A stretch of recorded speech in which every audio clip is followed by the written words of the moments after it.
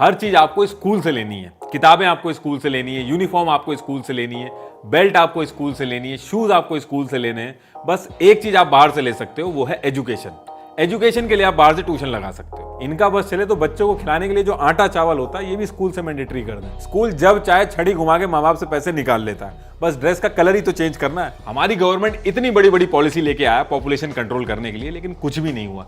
ये जो हमारे प्राइवेट स्कूल्स हैं ये बिना किसी पॉलिसी के पॉपुलेशन कंट्रोल करने में पूरा योगदान कर रहे हैं। एक बच्चे की फीस इतनी ज्यादा कर देते हैं कि इंसान दूसरे बच्चे के बारे में सोच ही नहीं पाता। गवर्नमेंट स्कूल में पढ़ना कोई नहीं चाहता, लेकिन पढ़ाना हर कोई चाहता है, ताकि जॉब लगने के बाद पढ़ना ना पड़े। आप जिस सोसाइटी या फिर कॉलोनी में रहते हो, उस सोसाइटी में अगर आपका बच्चा गवर्नमेंट स्कूल में जाता है तो उससे आपका स्टेटस कम हो जाएगा। कुछ स्कूल तो बच्चों को क्लास के बाहर निकाल के खड़ा कर देते हैं कि ये सारे लोग देख लो कि ये बच्चे हैं जो फीस नहीं दे पा रहे हैं। बच्चे इंसल्ट की वजह से स्कूल से छुट्टी लेने लगते हैं, क्योंकि उनके फ्रेंड्स के सामने उनको पैसे के लिए सुनाया जाता है।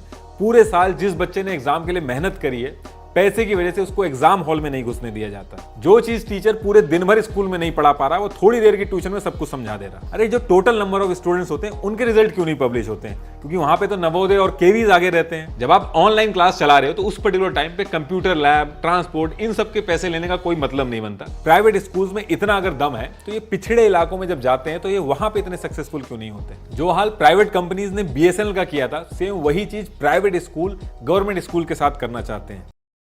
देखिए, अब में से काफी लोग मानते हैं कि ये जो सरकारी स्कूल है ये तो गवर्नमेंट ऐसी ही समाज सेवा के लिए खोलती है, इसमें तो गरीबों के बच्चे पढ़ते हैं। और ये जो प्राइवेट स्कूल हैं जो हाई फाई फैसिलिटीज दे रहे हैं, स्विमिंग पूल, स्मार्ट क्लासेस, बच्चों के लिए अच्छा एनवायरनमेंट, तो ये प्रॉफिट तो बनाएंगे ही ना। तो देखिए, चाहे सरकारी स्कूल हो या फिर प्राइवेट स्कूल हो, इंडिया के लॉ के हिसाब से स्कूल चलाना एक समाज सेवा है। कोई एक भी रुपए इसमें से कमा के अपने घर में नहीं रख सकता। भले ही प्राइवेट स्कूल कितनी अच्छी फैसिलिटी क्यों ना दे, स्कूल से कमाया हुआ पैसा सिर्फ स्कूल में यूज होना चाहिए। अब आप कहोगे कि अगर ऐसा है कि ये लोग इसमें से कमा नहीं सकते तो ये लोग टीचर्स को क्यों एक्सप्लॉइट करते हैं, आए दिन फीस क्यों बढ़ाते हैं, ड्रेस और बुक्स के नाम पे मजबूर माँ बाप के पैसे को लूटते क्यों हैं? तो ये सारी चीजें पॉइंट बाय पॉइंट डिस्कस करेंगे। उससे पहले कुछ बेसिक चीजें डिस्कस कर लेते हैं, ताकि ये लोग नीचे से लेके ऊपर तक किस तरीके से लूटते हैं उसको समझने में आसानी रहे। देखिए, इंडिया के अंदर अगर आपको प्राइवेट स्कूल खोलने हैं तो RTE एक्ट 2009 के हिसाब से या तो आप नॉन प्रॉफिट सोसाइटी डालें, या फिर ट्रस्ट बनाएं, या फिर कंपनीज एक्ट 2013 के सेक्शन 8 के तहत नॉन प्रॉफिट एंटिटी डालें। कुल मिला के ये है कि सिर्फ नॉन प्रॉफिट ऑर्गेनाइजेशन की तरह ही स्कूल चलाए जा सकते हैं। ऐसा नहीं है कि आज मेरे मन में आया तो एक प्राइवेट लिमिटेड कंपनी डाली, सारे टीचर्स वगैरह हायर किए और एडमिशन करना स्टार्ट कर दिया। अब देखिए, जो रूल्स बनाए गए हैं ऑन पेपर तो बहुत सॉलिड है, लेकिन आज की डेट में आसानी से टैक्स चोरी करना, ब्लैक को व्हाइट करना, दूसरी कंपनीज के टैक्स को घुमाना, मनमाने तरीके से स्कूल में अलग अलग प्रोडक्ट बच्चों को चिपका के माँ बाप की कमाई को अपनी जेब में डालना, इन सारी चीजों का बहुत ही बेस्ट ऑप्शन हो गया प्राइवेट स्कूल। यही रीजन है कि जितने भी नेता, mafia, corrupt businessman, private school इन सबकी पहली पसंद बन गई है। और ये जो हमारा ज्ञान का मंदिर है आजकल उन हाथों में चला गया जिन हाथों में पहले इंडस्ट्रीज होती थी, राजनीति होती थी, कुछ केसेस में तो हथियार भी होते थे।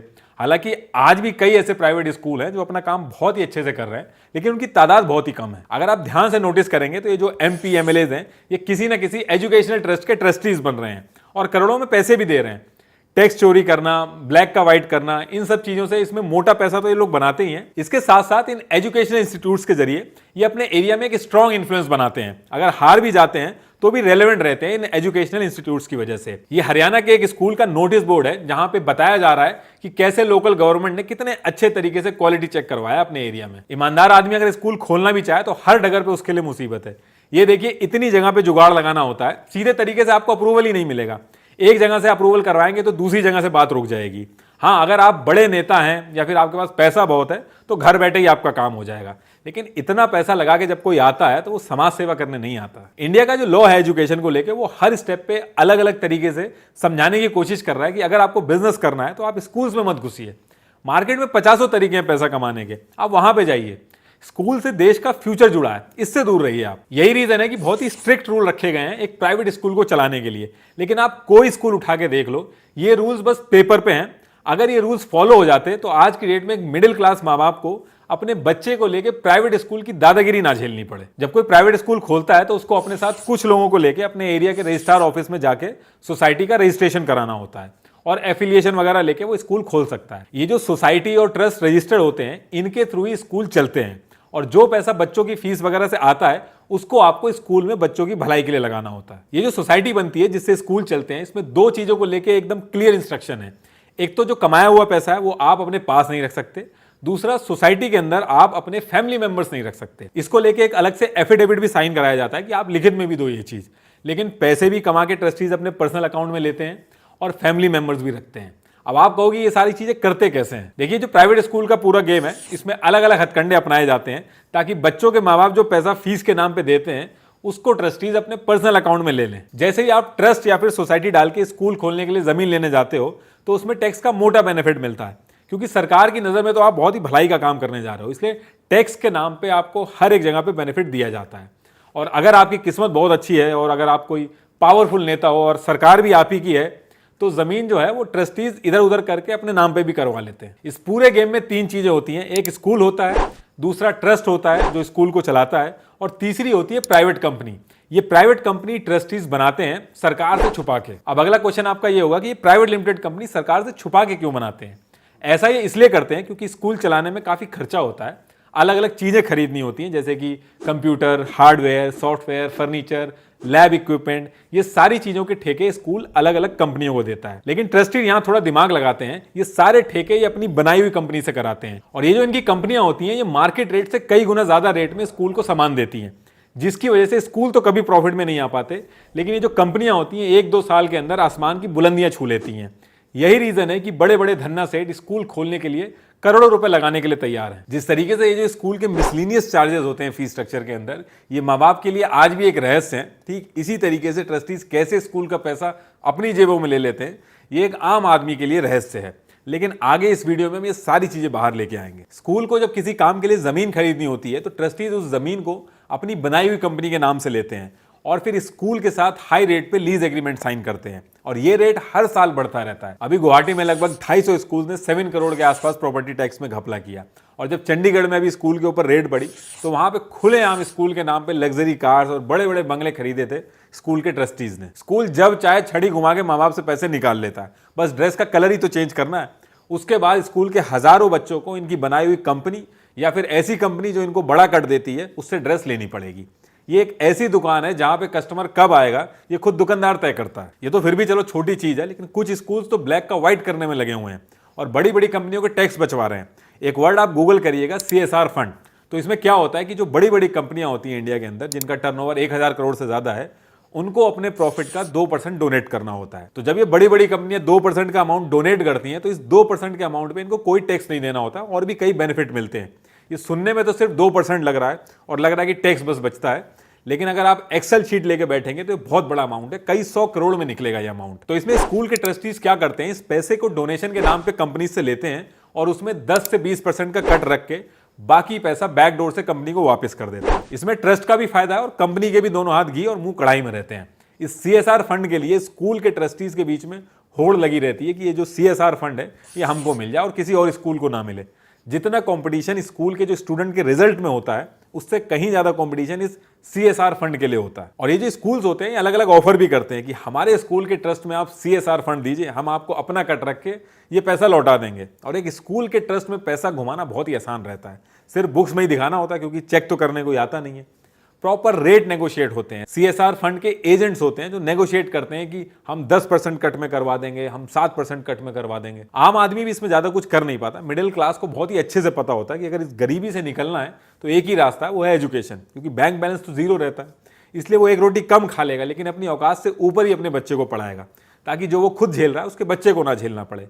और इसी चीज का फायदा उठाते हैं प्राइवेट स्कूल वाले। ये लोग जितना कमाते हैं इनका लालच उतना ही बढ़ता जाता है। टीचर जो कि एक स्कूल की बैकबोन होता है, जिनकी वजह से इनके घर भर रहे हैं, उनको भी एक्सप्लॉइट करते हैं। और ऐसा मैं क्यों कह रहा हूं वो भी बताता हूं। एक प्राइवेट स्कूल जब एफिलिएशन लेने CBSE बोर्ड के पास जाता है तो उसको पहले स्टेट गवर्नमेंट से एक NOC लेनी होती है। तो जब वो NOC अप्रूव होकर आती है तो उसमें लिखा होता है कि आप अपने टीचर को उतना ही पैसा दोगे जितना कि एक स्टेट गवर्नमेंट के टीचर को मिलता है, उससे एक भी रुपया कम नहीं दोगे। और उसके बाद जब CBSE एफिलिएशन देता है तो वो भी रिटर्न में लिख के भेजता है कि आप अपने टीचर को स्टेट गवर्नमेंट के टीचर जितना ही पैसा दोगे। ये एक एफिलिएशन लेटर है, इसमें देखिए साफ साफ मेंशन है कि एफिलिएशन तो मिल रहा है लेकिन सैलरी टीचर को आपको स्टेट गवर्नमेंट के जितनी देनी होगी। उसके बाद भी ये लोग नहीं देते हैं। अगर आपका कोई प्राइवेट स्कूल में टीचर जानने वाला होगा तो उससे पूछिएगा कि जो आपकी सैलरी है वो स्टेट गवर्नमेंट के टीचर जितनी मिल रही है कि नहीं। रूलिंग गवर्नमेंट आपके फेवर में है कि नहीं है, इससे भी बहुत फर्क पड़ता है। अगर फेवर में है तो काम बहुत ही धड़ल्ले से चलेगा, लेकिन कुछ स्टेट में ऐसा भी होता है कि सरकार दूसरी जीत के आ जाती है, अपोजिशन की होती है, तो वहां इनके काम खुल के नहीं हो पाते हैं। लेकिन ये लोग हिम्मत नहीं हारते हैं, वहां पे भी मुनाफा बनाते हैं। कई प्राइवेट स्कूल तो ऐसा करते हैं कि टीचरों को रखते ही इसी शर्त पे हैं कि आपको ज्वाइनिंग तो हम दे रहे हैं, लेकिन आपको पूरे साल की चेकबुक साइन करके देनी होगी। टीचर्स की सैलरी ज्यादा दिखाते हैं और बाद में वही चेकबुक यूज करके उससे पैसा निकाल लेते हैं। हिंदुस्तान टाइम्स की रिपोर्ट आई तो उसमें बताया गया कि सुनीता शर्मा, जिनकी ऑन पेपर सैलरी 28,500 रुपए थी, लेकिन एक्चुअल में उनको 6,000 रुपए मिल रहे थे। स्कूल वालों ने बैंक अकाउंट खुलवा के साल भर की चेकबुक साइन करा के रख ली थी और वो पैसा स्कूल के ट्रस्टीज जो थे वो अपनी जेब में डाल रहे थे। अब आप सोच के देखिए कि 6,000 रुपए में होता क्या। एक टीचर से ये सुबह से शाम तक काम करवाते हैं, 1 घंटा भी इनको नहीं बचता है कि टीचर बैठ के लाइब्रेरी में अपने आप को अपग्रेड कर सकें। टीचिंग के साथ साथ दुनिया भर के स्कूल के काम जिसके लिए अलग से स्टाफ हायर करना चाहिए, वो भी ये टीचर से करवाते हैं। और सिर्फ चेकबुक ही नहीं, एटीएम भी यूज करते हैं लोग। एक स्कूल के डायरेक्टर को बैंक वालों ने अरेस्ट करवाया। डायरेक्टर साहब दिन में टीचरों के अकाउंट में सैलरी डाल के उन सब के एटीएम इकट्ठे करके रात को 11 बजे टीचर के एटीएम से पैसे वापस निकाल रहे थे। ये सारी चीजें सीसीटीवी में कैद हुई, उनको अरेस्ट कर लिया गया वहीं पे। और टीचर्स भी मजबूर हैं, क्योंकि अगर वो एटीएम नहीं देंगे तो उनको निकाल दिया जाएगा और रिलीविंग में भी इशू होगा ताकि दूसरी जगह पे जॉब ना मिले। यही रीजन है कि एक प्राइवेट स्कूल का टीचर 35-35 साल की उम्र तक गवर्नमेंट जॉब की तैयारी करता है कि कैसे भी करके गवर्नमेंट जॉब मिल जाए। तो ये जो प्राइवेट स्कूल वाले हैं, इनके चंगुल से छूटे। गवर्नमेंट स्कूल में पढ़ना कोई नहीं चाहता, लेकिन पढ़ाना हर कोई चाहता है ताकि जॉब लगने के बाद पढ़ना ना पड़े। आपको लगता है कि स्कैम सिर्फ सरकारी स्कूलों में होते हैं? प्राइवेट स्कूल का जो स्कैम है वो दशकों से चला आ रहा है। हर गांव, हर कस्बे, हर शहर में धड़ल्ले से चल रहा है। कोई मीडिया इसको कवर करने वाला नहीं है, कोई एनजीओ, कोई ऑर्गेनाइजेशन इस बारे में बात नहीं करती है। एक प्रिंसिपल बिना किसी प्रिंसिपल के स्कूल चला रहा है, उसको कोई रोकने वाला नहीं है। जब टीचर अपने आसपास ये सारी चीजें देख रहा होता है तो सारे टीचर एक जैसे नहीं होते हैं। कुछ लड़ते हैं, कुछ झेलते हैं और कुछ इन्हीं के जैसे बन जाते हैं और वो ट्यूशन वाला मॉडल अपना लेते हैं। जो टीचर्स ट्यूशन वाला मॉडल अपनाते हैं, इनका सारा फोकस प्राइवेट ट्यूशन खोलने में आ जाता है। स्कूल में पढ़ाना कम कर देते हैं और ट्यूशन में फोकस ज्यादा करते हैं। बच्चों को ट्यूशन लेने के लिए इनडायरेक्टली फोर्स किया जाता है। अब बच्चे के लिए भी मजबूरी रहती है, वो दोनों तरफ से फंसता है। स्कूल में पढ़ाई होती नहीं है और उधर ट्यूशन टीचर ज्यादा पैसा ले रहा है। और अगर आपने क्लास टीचर के अलावा कोई सस्ता पढ़ाने वाला ढूंढ भी लिया तो बच्चे का बुरा टाइम चालू हो जाएगा, उसको क्लास के अंदर दिक्कत होगी। जो चीज टीचर पूरे दिन भर स्कूल में नहीं पढ़ा पा रहा, वो थोड़ी देर की ट्यूशन में सब कुछ समझा दे रहा। स्कूल वालों की नाक के नीचे सारी चीजें होती है, लेकिन स्कूल को कोई मतलब नहीं होता, क्योंकि उनका सिंपल सा फंडा है। अगर बच्चा अच्छा कर रहा है तो स्कूल की वजह से कर रहा है, और अगर खराब कर रहा है तो पेरेंट्स ने ध्यान नहीं दिया। बच्चे का दिमाग बहुत शार्प है लेकिन पढ़ता नहीं है, ये लाइन चिपका के माँ बाप को घर भेज दिया जाता है। अरे जब बच्चा अच्छा स्कूल की वजह से कर रहा है तो खराब भी तो स्कूल की वजह से ही कर रहा होगा। तो कॉमन सेंस है। जैसे ही रिजल्ट आता है, सिर्फ एक बच्चा जो टॉपर होगा उसकी फोटो लगा के स्कूल का महिमा मंडन शुरू हो जाता है। अरे जो टोटल नंबर ऑफ स्टूडेंट्स होते हैं उनके रिजल्ट क्यों नहीं पब्लिश होते हैं? क्योंकि वहां पे तो नवोदय और केवीज आगे रहते हैं। नवोदय और केवीज ना जाने कितने सालों से बेस्ट परफॉर्मिंग इंस्टीट्यूट्स हैं, 98.93 पासिंग परसेंटेज के साथ। कोई नहीं पकड़ पाता है इनको। आप पिछले कई सालों का रिकॉर्ड उठा के चेक कर लीजिए, लेकिन ये चीज कभी एडवर्टाइज नहीं होती है। नवोदय और केवीज बेस्ट एग्जाम्पल हैं एक गवर्नमेंट स्कूल का। गवर्नमेंट अगर चाहे तो इस पर्टिकुलर मॉडल को रेप्लिकेट करके और अच्छे से हर किसी के पास एजुकेशन सस्ते दामों में पहुंचा सकती है। लेकिन गवर्नमेंट खुद चाहती है कि गवर्नमेंट का बर्डन कम हो और ये सारी चीजें प्राइवेट सेक्टर के हाथ में चली जाएं। ये लोग पेरेंट्स को अलादीन का चिराग समझते हैं, जिसे कभी भी घिस के पैसा निकाल सकते हैं। फीस के पीछे अगर आप लॉजिक देखोगे, फीस बढ़ाने के पीछे, तो यही लॉजिक है कि स्कूल चलने में दिक्कत आ रही है, स्कूल घाटे में जा रहा है, तो स्कूल वाले फीस बढ़ा सकते हैं ताकि स्कूल चलता रहे और बच्चों के भविष्य पे फर्क ना पड़े।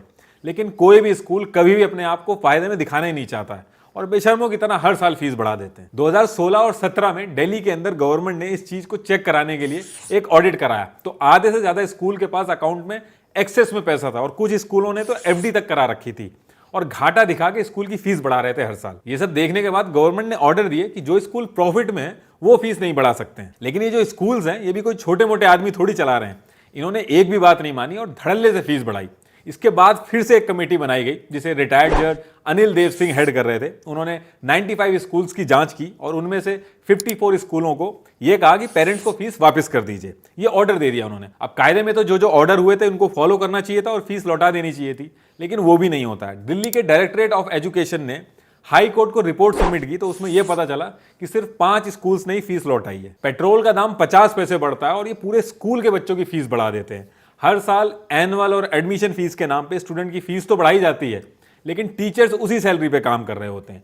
इंडिया के अंदर 18 साल से कम उम्र के बच्चे जो हैं वो गाड़ी चलाना अलाउड नहीं है उनको, लेकिन उनसे भी ये लोग पार्किंग फीस ले लेते हैं। एक ट्रिप एडवाइजर क्या मुनाफा बनाएगा जितने पैसे ये स्कूल एजुकेशन ट्रिप के नाम पे बच्चों से बना लेते हैं। स्कूल के टाइम पे तो बच्चों की क्लासेस चल रही होती है, तो उस टाइम पे तो लाइब्रेरी यूज करने का तो कोई सवाल ही नहीं उठता है, और स्कूल आवर्स के बाद या फिर वीकेंड पे कोई भी स्कूल जो है वो लाइब्रेरी अलाउ ही नहीं करता है। लाइब्रेरी जिसमें इतने सालों से सेम बुक्स रखी गई हैं, अलग से कोई भी बुक ऐड नहीं की गई है। उस लाइब्रेरी में जो लाइब्रेरियन है उसकी सैलरी आज तक नहीं बढ़ी है, लेकिन लाइब्रेरी चार्जेस के नाम पे हर साल फीस बढ़ाई जाती है। बच्चों की यूनिफॉर्म से जो पैसे बनाने का गेम है ये ऑल ओवर इंडिया के प्राइवेट स्कूल खेलते हैं। ट्रिब्यून की एक रिपोर्ट में अमृतसर के स्कूल ने साल के शुरू में यूनिफॉर्म में छोटे मोटे चेंजेस कर दिए, जिससे बच्चों को नई यूनिफॉर्म खरीदनी पड़े, और साथ में पेरेंट्स को एक दुकान भी बता दी जहां से उस यूनिफॉर्म को खरीदना मैंडेटरी कर दिया। ये लोग हर थोड़े दिन में कलर, डिजाइन या फिर शूज बदलते ही रहते हैं। यूनिफॉर्म का जो एक सेट होता है वो 1500 से 2000 का पड़ता है। गर्मियों में पेरेंट्स को 2 सेट खरीदने पड़ते हैं।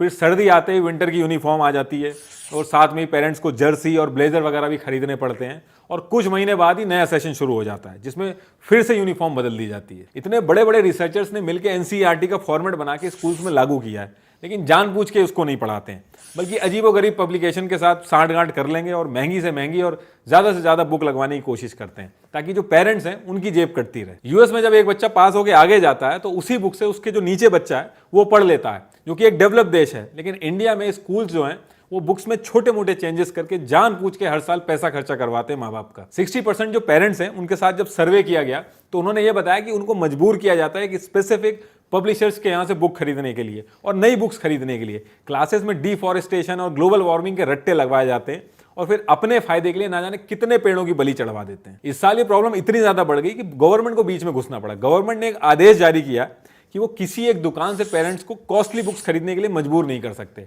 और वो 3 साल तक स्कूल की यूनिफॉर्म का डिजाइन, कलर या उसमें कोई बदलाव नहीं कर सकते। इस ऑर्डर के हिसाब से स्कूल्स को अब अपनी वेबसाइट पे कम से कम 5 दुकानों के नाम और एड्रेस बताने होंगे जहां पे ये बुक्स अवेलेबल हों। पेरेंट्स वहां पे जाके मोल भाव करके अपनी मर्जी से कहीं से भी खरीद सके, लेकिन ये भी फॉलो नहीं हुआ। इनका बस चले तो बच्चों को खिलाने के लिए जो आटा चावल होता है ये भी स्कूल से मैंडेटरी कर दें। हर चीज आपको स्कूल से लेनी है, किताबें आपको स्कूल से लेनी है, यूनिफॉर्म आपको स्कूल से लेनी है, बेल्ट आपको स्कूल से लेनी है, शूज आपको स्कूल से लेने हैं। बस एक चीज आप बाहर से ले सकते हो, वो है एजुकेशन। एजुकेशन के लिए आप बाहर से ट्यूशन लगा सकते हो। एक प्राइवेट स्कूल जो इतनी मोटी मोटी फीस ले रहा है उसके पास एनुअल फंक्शन करवाने तक के पैसे नहीं है। एनुअल फंक्शन करवाने के नाम पे लोग पेरेंट्स को लूटना शुरू कर देते हैं। अभी रिसेंटली हरियाणा में सारे पेरेंट्स मिलकर कोर्ट चले गए थे कि स्कूल ने जब एक बार एडमिशन फीस ले लिए तो उसको हर साल क्यों ले रहा है। हाई कोर्ट ने केस एफएफआरसी को रेफर किया और पेरेंट्स केस जीत भी गए, लेकिन स्कूल ने क्या किया, स्कूल ने एडमिशन फीस का नाम बदल के एनुअल फीस कर दिया, और जब उस पे भी ऑब्जेक्शन होने लगा तो मंथली अलग अलग नाम से फीस लेना स्टार्ट कर दिया। Annual charges, miscellaneous charges, computer fees, sports fees, smart classroom charges, care charges, building funds, development funds, न जाने क्या क्या, ऐसा कोई भी फैंसी नाम बना के पेरेंट्स की जेब काटना शुरू कर देते हैं और मजबूर माँ बाप कुछ नहीं कर पाते हैं। हमारी गवर्नमेंट इतनी बड़ी बड़ी पॉलिसी लेके आया पॉपुलेशन कंट्रोल करने के लिए, लेकिन कुछ भी नहीं हुआ। ये जो हमारे प्राइवेट स्कूल्स हैं ये बिना किसी पॉलिसी के पॉपुलेशन कंट्रोल करने में पूरा योगदान कर रहे हैं। एक बच्चे की फीस इतनी ज्यादा कर देते हैं कि इंसान दूसरे बच्चे के बारे में सोच ही नहीं पाता है। कोविड के टाइम पे 14 स्टेट गवर्नमेंट्स ने नोटिफिकेशन रिलीज करके बोला था कि प्राइवेट स्कूल इस पर्टिकुलर टाइम पे अपनी फीस नहीं बढ़ाएंगे, लेकिन देश भर के जो प्राइवेट स्कूल्स थे उन्होंने इस बात को माना नहीं और पेरेंट्स से फीस बढ़ा कर ली। कोविड के टाइम पे फीस ना भरने पे 35% स्टूडेंट्स की ऑनलाइन क्लास का एक्सेस बंद कर दिया गया था। जब आप ऑनलाइन क्लास चला रहे हो तो उस पर्टिकुलर टाइम पे कंप्यूटर लैब, ट्रांसपोर्ट, इन सब के पैसे लेने का कोई मतलब नहीं बनता, लेकिन उसके बाद भी पैसे लिए गए और जिन लोगों ने नहीं दिए उनका एक्सेस बंद कर दिया गया। वहीं दूसरी तरफ टीचर्स के पैसे काटे गए। कश्मीर में एक टीचर को इसलिए सैलरी नहीं दी गई क्योंकि वो कोविड पॉजिटिव थी और स्कूल नहीं आ पाई थी, और जब वो लेबर कमीशन ऑफिस गई तो वहां पे ये बताया गया कि वो लेबर कैटेगरी की लिस्ट में ही नहीं आती। देखिए, स्कूल के अंदर हायरिंग हो, फीस बढ़ानी हो, ऑपरेशंस हो, इन सब चीजों को मैनेज करती है स्कूल मैनेजमेंट कमेटी। रूल्स के हिसाब से इस कमेटी में 75% मेंबर स्कूल के जो बच्चे हैं उनके पेरेंट्स होंगे। स्कूल के 2 टीचर होंगे, 2 लोग दूसरे स्कूल से होंगे और 2 लोग सीबीएसई वगैरह अपॉइंट करेंगे। आप चेक करके देख लीजिएगा जहां आपके बच्चे पढ़ते हैं कि स्कूल मैनेजमेंट कमेटी में ये रूल फॉलो होता है कि नहीं।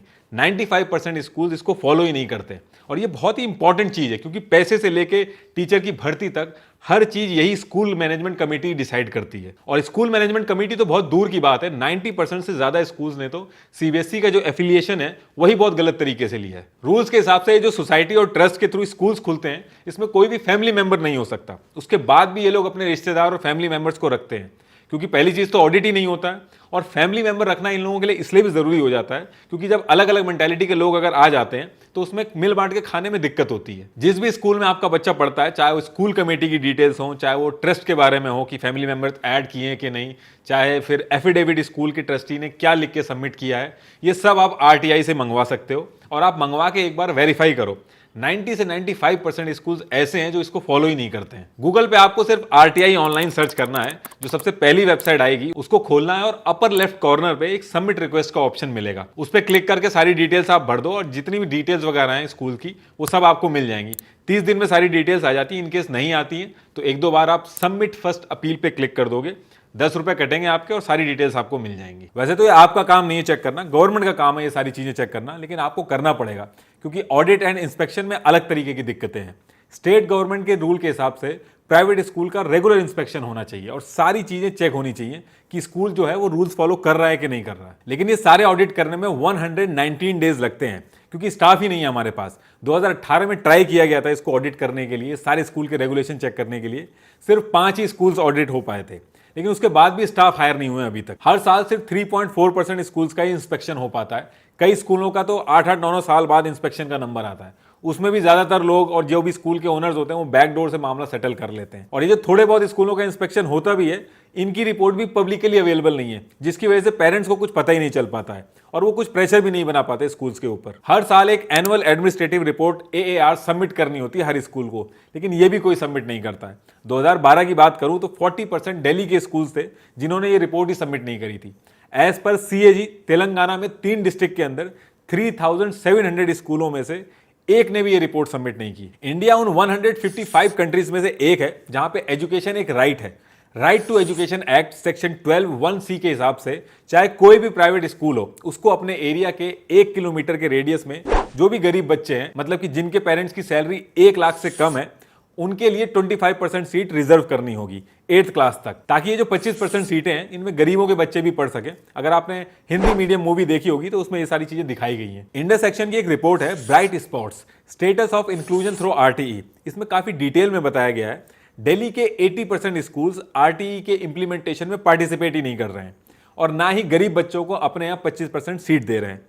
प्राइवेट स्कूल्स गरीबों की एप्लीकेशन को कोई ना कोई कमी बता के नजरअंदाज कर दे रहा है और अमीरों से मोटा डोनेशन लेके उनके फेक डॉक्यूमेंट लगा के एडमिशन करा रहा है। आधे से ज्यादा RTE के केसेस जब सामने आते हैं तो या तो स्कूल ने फेक डॉक्यूमेंट लगा के किसी अमीर को सीट बेच दी होती है या फिर अमीर पेरेंट्स खुद ही फेक सर्टिफिकेट बना के एडमिशन ले रहे होते हैं। अभी बेंगलुरु में एक सॉफ्टवेयर इंजीनियर पकड़ा गया जो फेक डॉक्यूमेंट लगा के अपनी मंथली इनकम 1500 रुपए दिखा रहा था। ये जो गरीब के बच्चे RTE के कोटे से आते हैं, इनका जितना भी खर्चा होता है उन सबको गवर्नमेंट अपनी जेब से भरती है। इसमें प्राइवेट स्कूल का कोई भी नुकसान नहीं होता है, लेकिन उसके बाद भी ये लोग नहीं चाहते हैं कि RTE के थ्रू गरीब के बच्चे आएं, क्योंकि प्राइवेट स्कूल का जो पूरा गेम है वो स्टेटस का गेम है और ये RTE वाले जो रूल्स होते हैं ये पूरे स्टेटस वाले गेम को खराब करते हैं। द प्रिंट ने एक रिपोर्ट पब्लिश की थी, उसमें बड़े अच्छे से बताया है कि कैसे प्राइवेट स्कूल में ये लोग कैसे एक स्टेटस का गेम खेलते हैं और इसको एक स्टेटस सिंबल बनाया जाता है। पेरेंट्स प्राइवेट स्कूल में ज्यादा फीस इस बात की नहीं देते हैं कि 2+2 होगा तो उसका आंसर 4 जल्दी से कौन निकाल के देगा, बल्कि इस बात की देते हैं कि आपके बच्चे के आगे वाली जो सीट है उस पर कौन बैठा है, वो एक ठेले वाले का बच्चा है या फिर किसी रेपुटेड फैमिली का बच्चा है। आप जिस सोसाइटी या फिर कॉलोनी में रहते हो उस सोसाइटी में अगर आपका बच्चा गवर्नमेंट स्कूल में जाता है तो उससे आपका स्टेटस कम हो जाएगा। इसी चीज को प्राइवेट स्कूल वाले अनकैश करते हैं।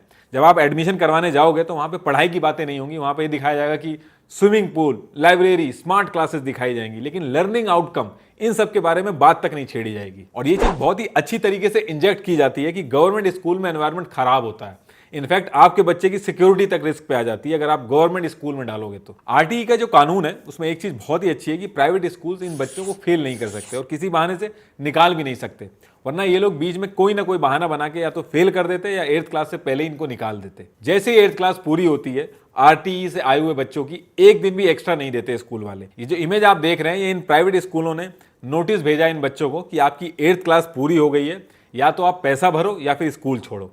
अब भले ही RTE के रूल के हिसाब से सरकार सिर्फ 8th क्लास तक मदद करेगी, लेकिन 2 साल की बात और है। ये स्कूल वाले अगर चाहें तो कुछ फीस में कंसेशन करके, कुछ पैसा कम करके या फिर जो रिच पेरेंट्स हैं उनसे क्राउड फंडिंग करके अगर ये चाहें तो एटलीस्ट 10th क्लास तक इनकी मदद कर सकते हैं, लेकिन ये नहीं करते हैं। समाज सेवा का मास्क लगा के टैक्स तो बचाते हैं, लेकिन असल में ये बिजनेस कर रहे होते हैं। क्लासरूम में लिस्ट भेज के बच्चों के नाम जानबूझ के बुलवाए जाते हैं कि ये बच्चे हैं, खड़े हो जाएं, इनकी फीस नहीं जमा है, जल्दी से जल्दी जमा कराएं वरना एग्जाम रोक दिए जाएंगे। कुछ स्कूल तो बच्चों को क्लास के बाहर निकाल के खड़ा कर देते हैं कि ये सारे लोग देख लो कि ये बच्चे हैं जो फीस नहीं दे पा रहे हैं। इन प्राइवेट स्कूल्स को कोई मतलब नहीं है बच्चे की मेंटल हेल्थ से, ये बस इतना चाहते हैं कि बच्चा अशेम्ड फील करे अपने दोस्तों के सामने और घर में जाके माँ बाप पे प्रेशर बनाए। बच्चे इंसल्ट की वजह से स्कूल से छुट्टी लेने लगते हैं क्योंकि उनके फ्रेंड्स के सामने उनको पैसे के लिए सुनाया जाता है। पूरे साल जिस बच्चे ने एग्जाम के लिए मेहनत करी है, पैसे की वजह से उसको एग्जाम हॉल में नहीं घुसने दिया जाता है। आप एक चीज और नोटिस करोगे, इस पूरे सिस्टम में एक ऐसा माहौल बनाया जाता है कि प्राइवेट स्कूल में पढ़ाई ज्यादा अच्छी होती है, वहां के बच्चे ज्यादा स्मार्ट होते हैं, और गवर्नमेंट स्कूल में पढ़ाई कम होती है, जबकि ये पूरी तरीके से सही नहीं है। ASER 2018 की रिपोर्ट अगर आप देखेंगे, जिसमें यह निकल के आया है कि 5th ग्रेड के बच्चों में सिर्फ 39% बच्चे ही ऐसे थे प्राइवेट स्कूल के जो 3 डिजिट नंबर को एक सिंगल डिजिट से डिवाइड कर पा रहे थे। और ये जो आप देख रहे हैं, ये रीडिंग लेवल है प्राइवेट स्कूल्स के। ये लोग जितना focus come here, go out, stand up, sit down इसमें करते हैं, उसका अगर 50% भी अगर ये बेसिक्स पे करें तो इतनी खराब रिपोर्ट ना आए। देखिए, सरकारी स्कूल के बच्चों से आप जब प्राइवेट स्कूल के बच्चों का टेस्ट स्कोर कंपेयर करते हो तो प्राइवेट स्कूल के बच्चों का स्कोर ज्यादा आएगा। लेकिन ये करते टाइम हम लोग बच्चों का बैकग्राउंड ध्यान में नहीं रखते हैं कि प्राइवेट स्कूल के बच्चों के पेरेंट्स कितने एजुकेटेड हैं, घर पे कितना ज्यादा ध्यान देते हैं। मेट्रो सिटीज में पेरेंट्स जो हैं वो 3-3 ट्यूशन दे रहे हैं, खुद अलग से ध्यान दे रहे हैं। आप जैसे ही मेट्रो सिटीज से रूरल एरिया में जाओगे, ये जो टेस्ट स्कोर का गैप है ये कम होने लगता है। प्राइवेट स्कूल्स में इतना अगर दम है तो ये पिछड़े इलाकों में जब जाते हैं तो ये वहां पे इतने सक्सेसफुल क्यों नहीं होते। ये जो प्राइवेट स्कूल्स हैं, इनको एक चीज बहुत ही अच्छे से समझ में आ गई कि इनकी खुद की कैपेबिलिटी से ज्यादा पेरेंट्स अगर इनको सही मिल गए तो उसमें ज्यादा फायदा है। इसलिए आजकल इन्होंने बच्चों से ज्यादा पेरेंट्स के इंटरव्यू लेने शुरू कर दिए। लास्ट में एक चीज और कहूंगा कि टोटल प्राइवेट स्कूल्स हैं 4.5 लाख, और इन स्कूलों में 12 करोड़ बच्चे पढ़ते हैं। और वहीं सरकारी स्कूल की बात करें तो टोटल 10.9 लाख सरकारी स्कूल है, जिसमें 13 करोड़ बच्चे पढ़ रहे हैं। प्राइवेट स्कूल के ऊपर डिपेंडेंसी डे बाय डे बढ़ती जा रही है। जो हाल प्राइवेट कंपनीज ने BSNL का किया था, सेम वही चीज प्राइवेट स्कूल गवर्नमेंट स्कूल के साथ करना चाहते हैं। देश के लोगों को प्राइवेट स्कूल और प्राइवेट हॉस्पिटल से जितना लूटा है उतना किसी ने भी नहीं लूटा है। देखिए, एक चीज और कहूंगा कि सबसे बड़ा दान शिक्षा दान बताया जाता है, पर आज के टाइम पे एकदम से चेंज हो चुका है। क्या हमेशा से एजुकेशन सिस्टम ऐसा ही था? अगर आपको इन सारी चीजों के बारे में और जानना है तो आप कुक्कू FM की audio book Indian education system जरूर सुनिएगा, क्योंकि उसमें एंशिएंट टाइम से लेकर करंट नेशनल एजुकेशन पॉलिसी तक हर चीज के बारे में बताया गया है। कुक्कू FM मैं पर्सनली भी यूज करता हूं ऑडियो बुक सुनने के लिए, और ये बहुत ही अच्छा प्लेटफॉर्म है जहां आप कभी भी अपनी कन्वीनियंस से ऑडियो बुक सुन सकते हैं, वो भी एक बुक से भी कम कॉस्ट में। मेरी तरफ से फर्स्ट 250 यूजर्स को मेरा कूपन कोड NR50 यूज करने पे मिलेगा 50% डिस्काउंट, जिससे आपको 399 का सब्सक्रिप्शन 199 में मिलेगा। तो डाउनलोड करें कुक्कू FM ऐप, लिंक मैंने डिस्क्रिप्शन बॉक्स में दे दिया है।